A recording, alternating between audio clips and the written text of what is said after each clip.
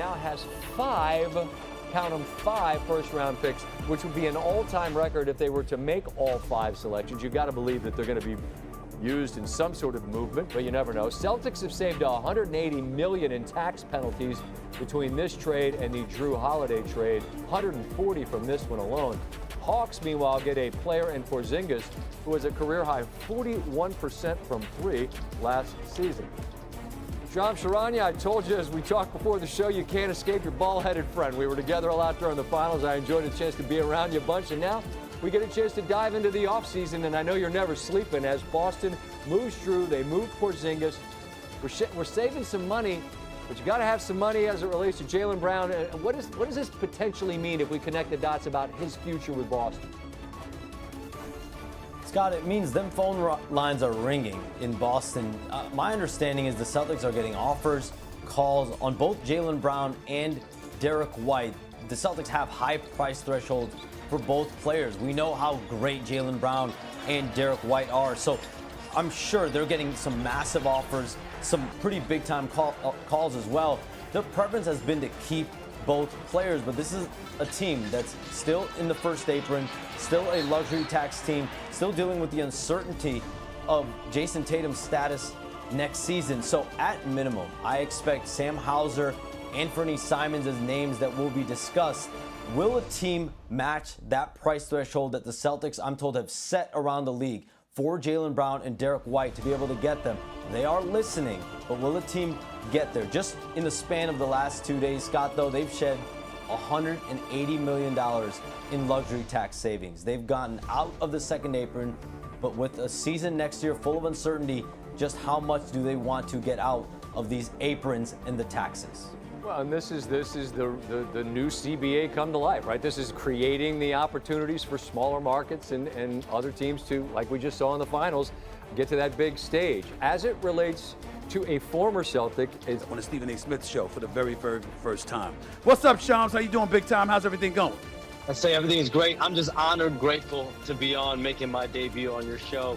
You know, I love watching your show. You have your daughter on. You're talking about Pokemon characters, so I'm just glad to be a part of the mix here. I appreciate it, man. And before we even get started, congratulations. You had big-time shoes to fill, succeeding Woj himself, Adrian Wojnarowski. You did an outstanding job. You're the elite guy in this business. You did an absolutely fabulous job for us, and I'm honored and proud to call you a teammate at ESPN. Before I get into any of these questions, how was your first year at ESPN? Break it down for us. How much did you enjoy it? It's been a whirlwind. I mean, to me, and Stephen, you've lived it for so long, but like the platform, how many eyeballs it reaches, that was definitely something that I found, eye-opening. But even more than that, what I love personally is like I could break news at any given moment. Like the Luka Doncic trade happened at 11, 12 p.m. is when I sent that tweet out. I was on TV 20, 30 minutes later. Wow. I know you got rung up that night as well. So I just love the fact that you can break news at any given moment and be on TV at any given moment.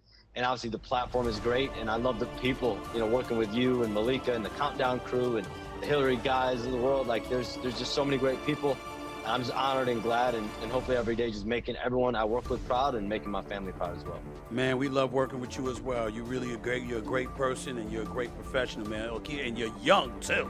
You know what I'm saying? So you got a long time in this industry, and you're already a superstar in it. Let's get to the latest news, obviously broken by you. When we think about Drew Holiday just getting moved from the Boston Celtics, I'm looking at first things first. Why did that happen?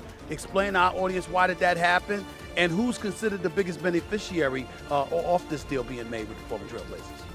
Well, Stephen A., there's two sides of this situation. I think the easier side is the Portland Trailblazers side. To them, this is an aggressive move. Drew Holiday still is known as an elite defender, a veteran player. I mean, two-time champion, six-time all-defensive team member.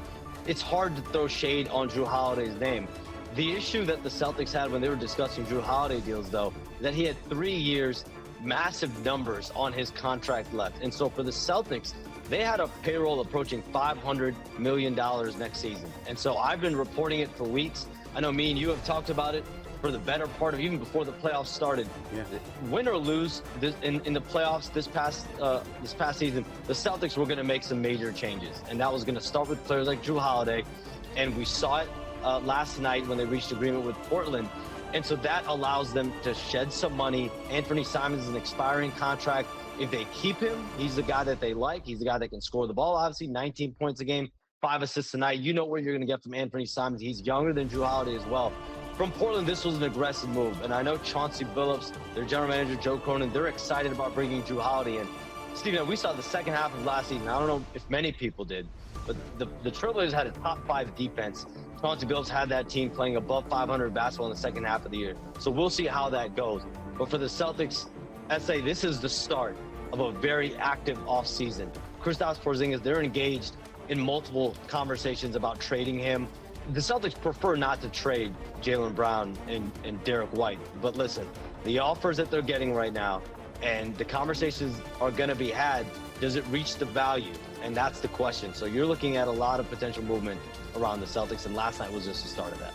Shams, are you telling me there's a whole bunch of people out there as suitors for Jaylen Brown, even though he's in the midst of a $304 million contract?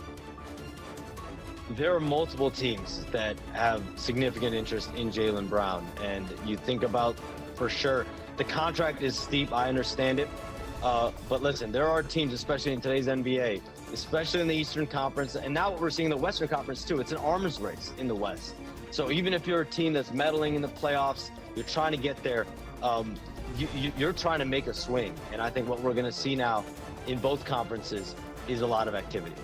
On my day job on ESPN First Take every weekday morning from 10 a.m. to noon. Today I brought up Kristaps Porzingis and how that's a tricky situation. Not because he's injured, but because he's been ill. And by being ill and people in the Boston Celtics and himself not being able to pinpoint exactly what has ailed him, I said that's going to be difficult for a lot of teams to embrace, to stomach, to be willing to pull off a deal to acquire him when you can't even figure out what's been wrong with him. What do you have to say to that? There's a lot of research being done, Stephen A. Like the 3 to 5 teams that are inquiring on Kristaps Porzingis, making offers on frameworks for Kristaps Porzingis.